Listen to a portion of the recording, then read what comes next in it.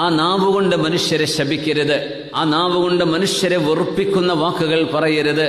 ആ നാവുകൊണ്ട് മനുഷ്യരുടെ ഖൽബ് തുളച്ചു കയറുന്ന വാക്കുകൾ പറയരുത്. നുണ പറയരുത്. ഉള്ളത് പോലും പറയാൻ പാടില്ല, വേദനിപ്പിക്കുന്നത്. പിന്നുണ്ട് ഇല്ലാത്തത് പറയുന്നത്.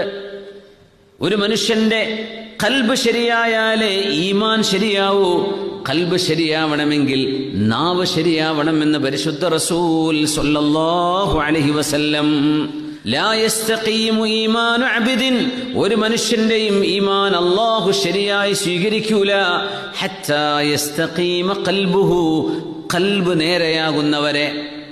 വലാ യസ്തഖീമു ഖൽബുഹു, ഒരു മനുഷ്യന്റെയും ഖൽബ് നേരെയാവില്ല.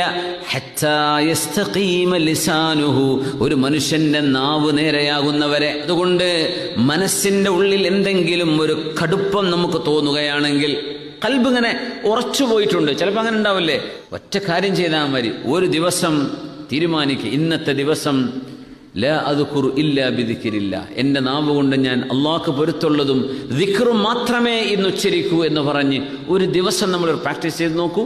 ഖൽബിന് മാറ്റം വരും. നാവ് ശരിയായി കഴിഞ്ഞാൽ ഖൽബ് ശരിയാവും. ഖൽബ് ശരിയായാൽ ഈമാൻ ശരിയാവും. ഈമാൻ ശരിയായാൽ അള്ളാഹു നമ്മെ ഏറ്റെടുക്കുകയും ചെയ്യും. അള്ളാഹു നമ്മെ ഏറ്റെടുക്കട്ടെ. ആമീൻ ആമീൻ യാ റബ്ബൽ ആലമീൻ.